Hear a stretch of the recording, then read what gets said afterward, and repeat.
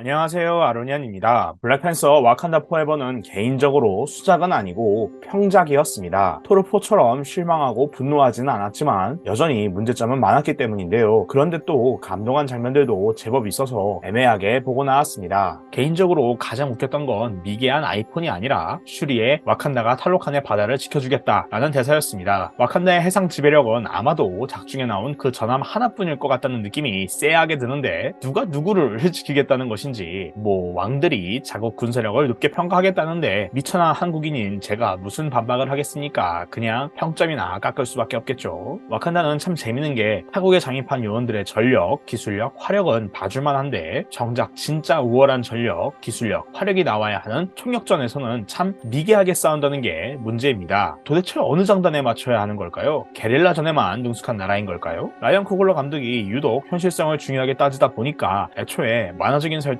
와칸다가 계속 관객들로부터 헛웃음을 짓게 만듭니다. 사실 이런 현실성이 이 영화가 아쉬웠던 부분이기도 합니다. 갑자기 중요한 전략 자산을 잃은 왕국의 최고의 자원을 노리는 다른 강대국이라는 소재는 충분히 뛰어난 폴리티컬 스릴러가 될 수 있는 잠재력이 있습니다. 비브라늄을 두고 강대국들끼리 배신을 하는 반전의 연속인 이야기가 나왔더라면 이제 막 국제 무대에 진출한 와칸다 상황에도 걸맞는 내용이고 더 현실적이고 더 깊이 있는 이야기를 할 수 있었을 텐데 영화가 갑자기 탈로칸 대 와칸다라는 두 판타지 왕국의 준전시 상황으로 방향을 틀어버리죠. 원작에서 비브라늄 패권을 둔 강대국들 간의 갈등을 그린 둠워를 바탕으로 닥터 둠의 라트베리아 대신에 발렌티나의 CIA와 미국 등 다른 강대국들의 타겟이 된 와칸다를 그렸다면 좀 더 관객들이 재밌고 몰입할 수 있지 않았을까 생각이 듭니다. 영화 틴커 테일러 솔저 스파이까지는 바라지 않더라도 최소한 영화 캡틴 아메리카 윈터 솔저 정도는 나와줬어야 했다고 보는데 그러지 못한 점이 좀 아쉽습니다. 사실 사족을 좀 더 보태보자면 티찰라는 타노스의 핑거 스냅으로도 죽었는데 그때도 와칸다의 비브라늄 패권을 두고 갈등과 위기들이 있었을 텐데 또 그런 건 설명이 되지 않더라고요. 이런 디테일들이 폴리티컬 스릴러의 맛을 더해주는데 말입니다. 또한 탈로칸이라면 이터널즈에 나왔던 셀레스티얼 이머전스에 대해서도 조금 얘기를 할 수도 있었을 텐데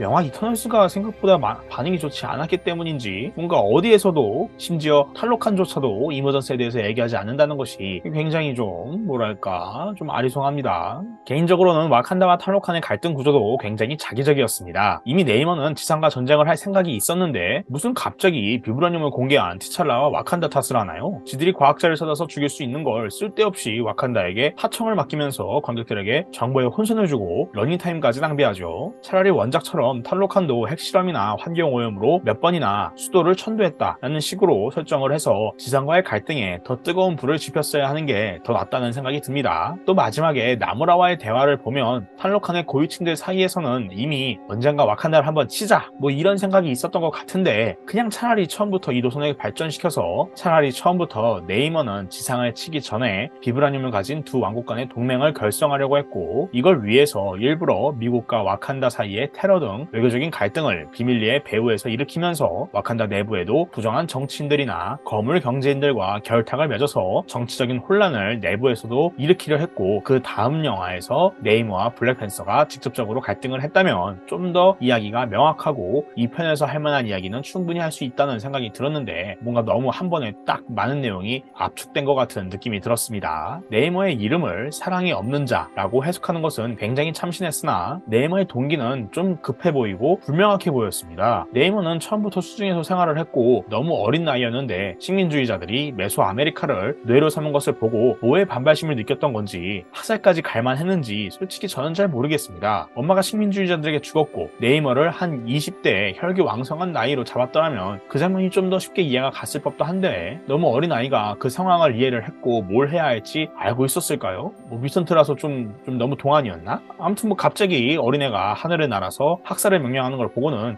뭐 사이코패스인가 생각이 들더군요. 차라리 한술 더 떠서 해방시켜준 메소아메리카 원주민들에게도 능력을 주어서 탈로칸으로 데려갔다라고 한 줄 설명이라도 덧붙였다면 네이머의 기원과 캐릭터성이 좀 더 명확해질 텐데 사실 어떻게 보면 결국 네이머는 메소아메리카를 버리고 탈로칸으로 도망친 왕이 되는 거잖아요. 왜 그동안 네이머는 메소아메리카를 해방시켜주지 않았느냐 말입니다. 메소아메리카가 식민지가 되었던 역사적인 비극을 배경으로 라이언 코글러 감독은 또다시 블랙팬서와 와칸다 특유의 차별과 억압에 대한 저항, 자유, 공존에 대한 담론을 꺼내고 가상의 국가를 현실적으로 만들려는 노력을 했지만 사실 그러기에는 네이머는 비겁해 보이고 탈로칸은 메소아메리카와도 좀 무관해 보인다는 느낌이 있습니다. 웅장하고 신비로운 메소아메리카틱한 아틀란티스 탈로칸을 좀 더 명확하게 보여주었더라면 조금이라도 그런 맥락이 더 부각이 되었을 텐데, 아니면 하다못해 최소한 오락적인 능력이 재미라도 있었을 것입니다. 그런데 쓸데없이 현실적으로 접근을 해서 심해니까 빛이 없다 라면서 탈로칸을 어둡게 보여주는데, 탈로칸이 매력적인 것 같기는 한데 어두워서 아무것도 안 보이죠. 아쿠아맨의 아틀란티스와 다르다는 것은 알겠는데 어떻게 다른지, 뭐가 매력인 건지 전혀 멋있게 다가오지 않습니다. 매력도 없는데 주제를 부각시켜주지도 않다 보니 굳이 메소아메리카랑 네이머를 연결시킨 이유가 있나? 라는 생각도 듭니다. 또한 아쿠아맨은 수중전을 말도 안 되게 정말 잘 보여줍니다. 개인적으로는 히어로물 최고의 수중전, 전쟁신이라고 보는데요. 총역전에서 다양한 전력이 전쟁 영화처럼 쭉 묘사되다가 초능력을 가진 주인공들의 전투는 나중에 따로 보여주는 것이 정말 탁월하고 가슴을 울립니다. 근데 이렇게 좋은 본보기가 있는데도 불구하고 와칸다 포에버는 허술한 총력전과 허술한 네이머 대 블랙팬서 최종전을 교차 편집해서 뭐 어디에도 몰입하기가 애매하게 만들어줍니다. 와칸다의 최종의 군인들이 국가적인 위기 상황에서 모두 한 배에 탑승해서 싸운다는 게 개인적으로는 좀 미개해 보였고요. 전반적으로 영화가 이야기는 긴데 사건은 또 되게 급하게 진행이 되어서 몰입이 안 되고 되게 자기적이었습니다. 전쟁이 시작되기 전에는 긴장감을 천천히 고조시키는 빌드업이 있어야 하고, 또 전쟁 중에는 사정없이 휘몰아치는 전장의 면면을 다양하고 빠르게 보여줘야 하는데 와칸다 대 탈로칸에는 그런 게 없죠. 그냥 눈 떠보니까 어느새 갑자기 와칸다가 탈로칸을 배로 공격하고 있었죠. 그러다 보니 슈리의 와칸다 포에버는 가뜩이나 관객들의 기대가 높은 상황에서 더욱 공허하게 들립니다. 액션이 부족한 것은 말할 필요도 없죠. 처음에는 탈로칸을 수중 호러 영화처럼 연출을 해서 액션의 부족함을 제법 잘 메꾸기는 했는데 점점 갈수록 액션에 별다른 매력이 없어집니다. 탈로칸의 와칸다 테러는 다크엘프의 아스가르드 테러만큼 귀엽고 아기자기합니다. 세계 제1의 국방력의 와칸다의 병력은 어처구니가 없으며 이는 해상 전투에서 더욱 심각해집니다. 자바리 부족과 도라밀라제가 모두 싸워야 하는 상황에서 자바리 부족은 인간 도르래나 하고 있죠. 이것이 아이폰이 미개하고 MIT가 미개하다는 와칸다의 전략 전술인가요? 여기에 또 슬로모션은 또 엄청 겁니다. 마치 잭 스나이더가 들어온 것처럼 많은데, 슬로모션이 필요한 초능력을 가진 인물이 있었더라면 뭐 누군가가 스피드스터 거나 바람을 조정하거나 하는 거였으면 이해라도 하겠는데, 슬로모션이 전혀 필요 없는 인물들이 슬로모션으로 싸우고 있으니까 정말 맥이 딱딱 풀렸습니다. 또한 네이머와 블랙팬서의 마지막 대결도 참 묘했습니다. 슈리가 네이머를 죽이려고 할 때 라몬다가 나와서 Show them who you are 라고 하는 장면은 참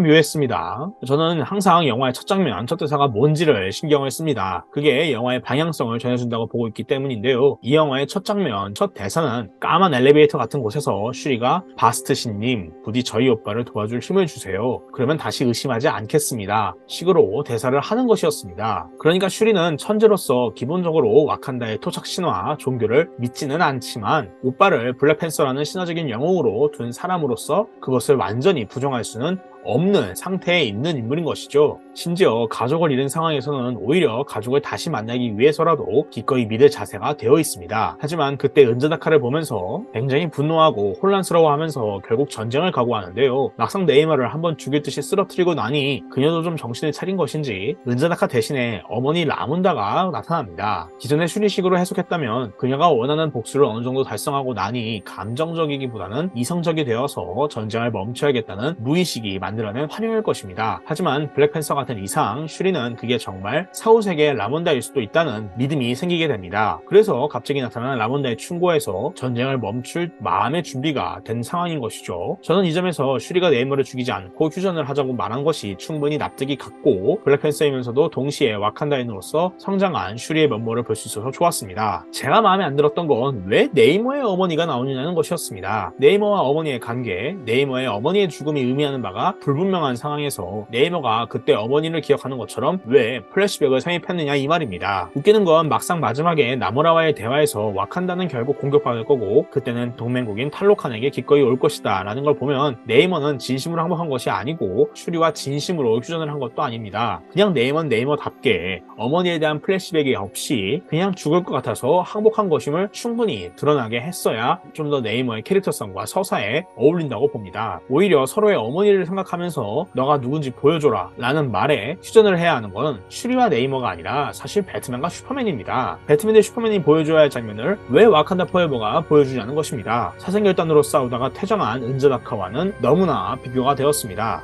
물론 저는 그래도 원작의 네이머가 갖고 있는 오만방자하며 믿을 수가 없지만 낭만적이고 쾌활한 개새끼인 면모는 영화가 어느 정도 잘 반영을 했다고 봐서 앞으로 네이머를 재평가할 기회가 있기를 바랍니다. 플롯이 정석적이고 왕도적이라서 큰 설정 구멍이나 서사적인 문제가 있는 것은 아니지만 대신에 다음 내용이 쉽게 예측되는 문제가 있습니다. 근데 이걸 2시간 40분의 러닝타임으로 늘려놨으니 조금 황당하기도 합니다. 게다가 불필요한 장면들 뚝뚝 끊기는 장면들이 있어서 이게 최선인가 싶은 생각이 들 때가 많죠. 예를 들어서 마지막에 은바쿠가 왕위에 도전하는 장면은 대체 왜 나왔던 걸까요? 혹시 좀 잘 이해하신 분이 있다면 댓글로 알려주시면 정말 감사하겠습니다. 더 나아가서 아이언하트, 에버렐 로스 파트를 모두 덜어내도 아무 문제가 없어 보입니다. 분명히 그들 없이도 그게 서사를 좀 더 세련되게 깔끔하게 진행시킬 수 있었다고 생각이 들고요. MIT 기숙사에서 나오는 창고에서 나오는 쓸데없는 이야기들이 또 굉장히 길었던 것 같습니다. 물론 드라마 시크릿 인베이전과 드라마 아이언하트를 위한 떡밥이겠지만 이렇게 긴 영화에 이렇게 별 의미 없이 나올 바에야 차라리 안 나오는 게 영화의 완성도에 더 도움을 줄 것 같고요. 정말 이들을 등장시켜야 했다면 훨씬 더 존재 가치가 있을 만한 활동을 할 수 있게끔 각본을 썼어야 했다는 생각이 듭니다. 물론 리리가 있기 때문에 타국인의 생명까지 존중하는 라몬다의 숭고한 모습을 볼 수 있기는 했지만 라몬다의 숭고미는 굳이 리리 윌리엄스가 아니더라도 다른 인물로라도 충분히 설명할 수 있었을 것입니다. 리리가 3살부터 발명을 시작했다는 말도 안 되는 설정은 아이언맨도 이미 4살부터 발명을 시작했으니 그러려니 하고 넘어가겠는데 외교적으로도 민감한 강대국의 극비 실험 장치가 그렇게 허술하게 준비가 되고 보안도 허술하다는 것이 좀 뭐랄까요, 좀 깨죠. 여기에 MIT는 와칸다의 흔한 동네 학교 수준이라는 우월하고도 또 우월한 와칸다의 오코에의 발언은 참 눈살을 찌푸리게 만듭니다. 그렇게 위대한 와칸다의 기술과 문화가 고작 아이언맨이나 흉내내는 것도 참 이상하죠. 사실 이 영화에는 너무나 많은 유사 아이언맨들이 나옵니다. 자비스를 연상시키는 인공지능 고리오부터 원작에 있다지만 미드나잇 엔젤까지 세계 제알이라는 와칸다의 기술력과 문화는 오히려 스타크류에서 헤어나오지 못하는 것일까요? 차라리 미드나잇 엔젤만 등장시켰더라면 그나마 와칸다 풍이었다고 설명이라도 할 텐데 아이언하트에 고리오까지 등장을 시키다 보니까 그림이 좀 많이 이상해졌습니다. 그리고 이 미드나잇 엔젤도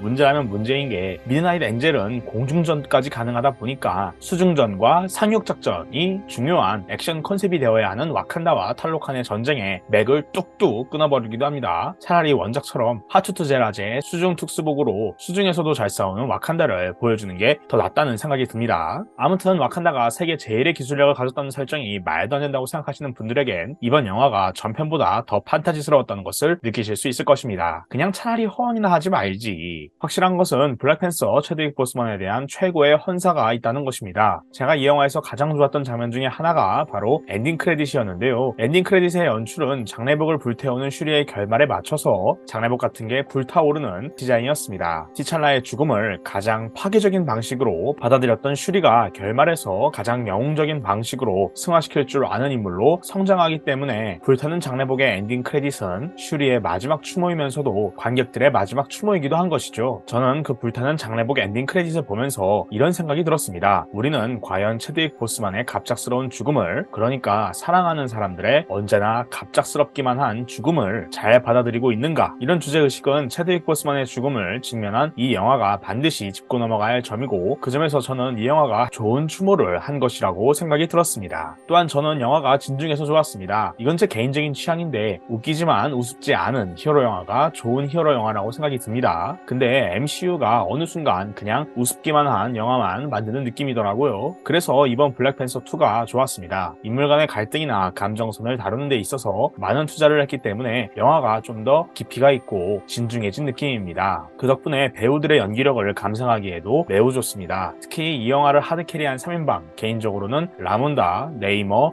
은바쿠 이 3명의 연기력이 정말 미쳤습니다. 특히 라몬다는 그냥 진짜 빛과 소금 그 자체입니다. 나올 때마다 분위기가 달라지고 긴장감이 넘치고 몰입이 확 되는데 정말 탄성이 절로 나왔습니다. 제가 서사적으로 그리고 플롯에서 인정하는 정말 명장면은 신의 한 수는 바로 은즈다카입니다. 슈리가 핫터브를 먹었을 때 저는 의뢰 라운드를 보겠거니 생각을 했었는데 거기서 은즈다카가 딱 나오더라고요. 은즈다카와의 대화도 참 감명 깊었습니다. 당시 슈리의 복잡하고 불안한 마음을 아주 잘 보여주는 정말 탁월한 장면이었습니다. 쿠키 영상은 사실 이미 루머가 돌던 거라서 개인적으로는 막 놀랍지는 않았습니다. 어쩌면 사실 관객들은 꼬마가 나온 순간부터 아들이구나 라고 놀랐을 텐데 거기에 발맞춰서 그 쿠키 영상을 압축적으로 좀 더 임팩트 있게 쓸 수 있지 않았을까 하는 개인적인 생각이 있습니다. 아무튼 극장을 나오면서 저는 최소한 실망하지는 않았습니다. 다만 전편이나 기존의 MCU 명작들보다 뽕이 없는 것은 사실입니다. 다시 한번 와칸다 포에버라는 외침에 전율이 돋고 큰 울림이 전해지는 그런 날이 빨리 오기를 바랍니다.